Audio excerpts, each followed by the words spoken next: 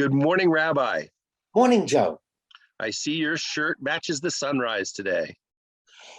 It's another beautiful day here overlooking the Pacific Ocean. It's more beautiful than you think because we have a special guest. Katie is here, new to the podcast, but a big fan, and she has a question for you. Hello, Rabbi. Good morning. Good morning, Katie. My question for you today is, what do we know about how God views suffering?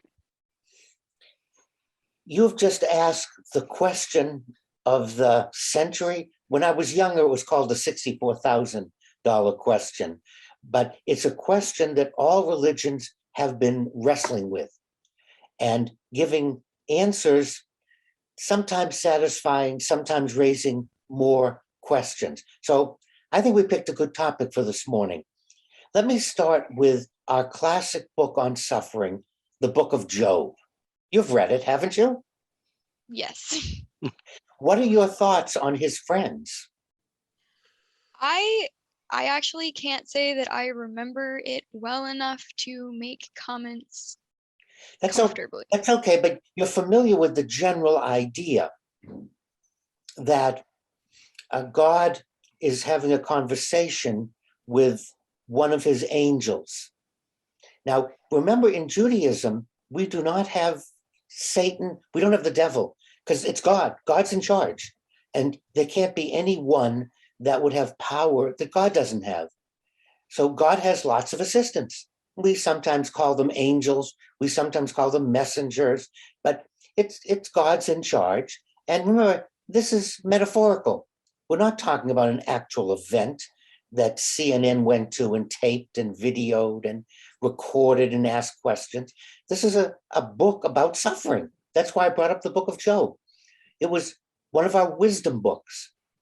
And God is sitting, doing whatever he does, she does, God's there.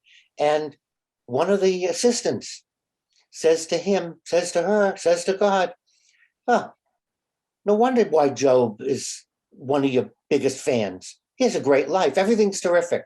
I bet if Job's life would turn around, he would blame you, curse you. He would not be a loyal fan. God says, oh, all right, let's just see what happens. And he says to Satan, but not, the Hebrew is not the devil. It's not the idea of Satan. The word Satan means adversary. It means the loyal opposition. It's someone you argue with. And not having any powers, not being thrown out, nothing's going on here other than God and one of his angels are discussing, and God says, yeah, do what you want, but you can't, don't kill him. So right away, the stage is set, and it's with God's permission. And so Job's fortune turns around. And through a series of events, he loses his family, he loses money, but he never loses faith in God. And he doesn't try to justify it. And three friends come and they say, it's your fault, you did something wrong. Job said, no, I didn't. That's not how the world operates. And then someone else says, you didn't observe the ritual in the right way. And Job says, no, that's not how the world operates. And I don't remember offhand the third friends who would blame a system, but Job says the same thing. The original book ends with Job in misery. Unfortunately, human beings don't like unhappy endings. They don't like the fact that bad things, no, good things, no. They don't like the idea that things happen to us. We like to connect the dots. We want to think that someone got cancer because rather than it's a disease. That's why we call it a disease. Automobile accidents. We don't want to think it was an accident, but there are accidents. We want to connect the dots. So a false ending was added to the book of Job.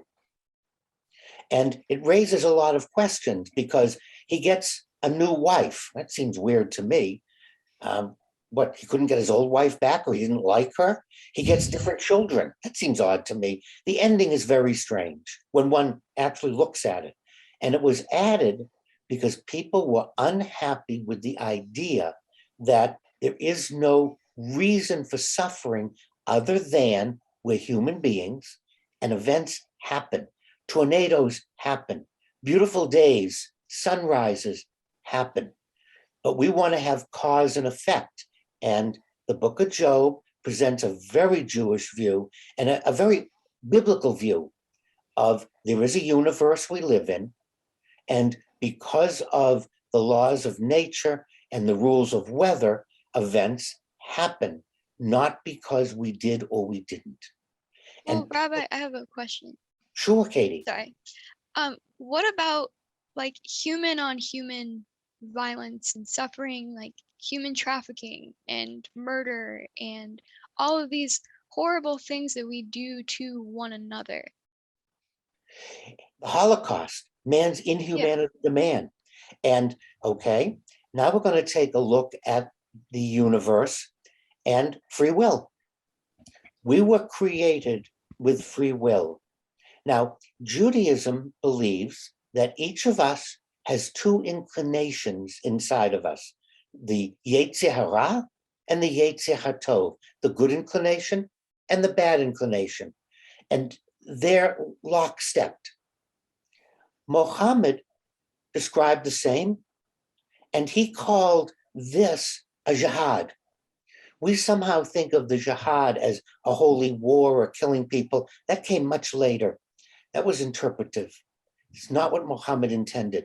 He saw human beings as free, but neither good nor bad, which is different from other religions. Both Judaism and Islam and Buddhism, Eastern religions, see human beings as neither good nor bad. We have the ability to do or make choices, to do both. The goal is to keep these locked like this and not have big swings. So sort of, we don't want to be bipolar between the good and the bad. We want to stay in the middle. Joe, what are you thinking? Well, regarding the issue of purpose of suffering, back in parochial school, the nuns taught us that suffering was actually something that you should embrace because they use the term penance on earth, that if you suffered on earth and you did it with dignity and grace, then that was time off for your parole in heaven. Right. And that all suffering on earth reflected well on you when it came to standing in front of the pearly gates and St. Peter, and he opened his big book. So that's where all the martyrs came from and a lot of other suffering. But I think I'm with Katie on this one. What about the fact that other people are doing bad things to one another? And how does God let that happen? Because God's in charge of everything, right? Especially if God can come down and say, I'm going to give Job a bad life. And that why can't God say, I'm going to give this person a good life, or I'm not going to let these bad people do bad things to good people? Why don't we just put all the bad people together and they can do bad things to each other? Oh, I like that idea. That's a great idea. Put them on an island.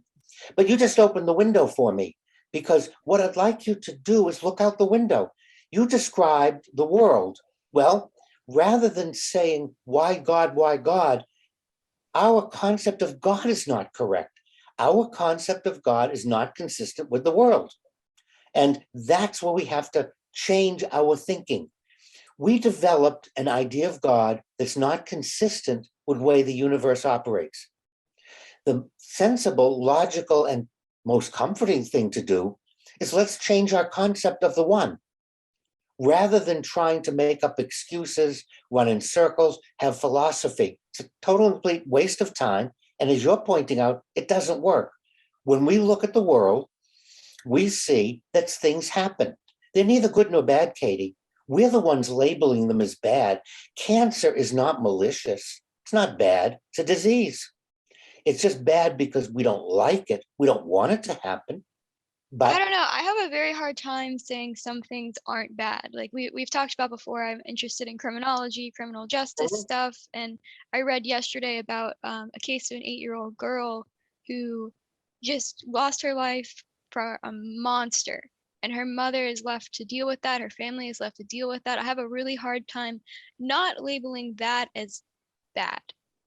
Okay, I agree with you, but you're labeling it bad from your perspective. It is neither good nor bad. It was an event. We don't like it. But I We want to don't. know from whose perspective is that good? It's not good. That's my point, Katie. It's neither good nor bad. It's the nature of the universe. There are things that happen. As I mentioned about the evil inclination, there are people who make the choice to let the evil inclination rule, and they wreak havoc. They do. They destroy. They hurt. Look at the Holocaust. Perfect example of the evil inclination reigning over a whole continent. Vichy France, Pétain, he let his evil inclination make his choices. And we step back and say they were bad choices, they were wrong choices, but we're labeling it, they were his choices and resulted in a lot of bad or harm happening to people. But it's not bad, it's the event is an event. Well, I think this topic deserves a little more conversation, and we're going to have to do another episode on it. And I think the big question that we should all think about is religion, and you and I have said this before, is a basis for our modern concept of morality, and it helps to teach us the difference between right and wrong. But it seems to me like you're contradicting yourself, Rabbi. So I look forward to your explanation as to why I am completely wrong in my perception. And this won't be the first time, Joe, that you're completely wrong. I look forward to talking with you again. Well, thank you very much. And thank you, Katie, for launching us into this topic. And I hope you'll stick around for the next episode. Of course.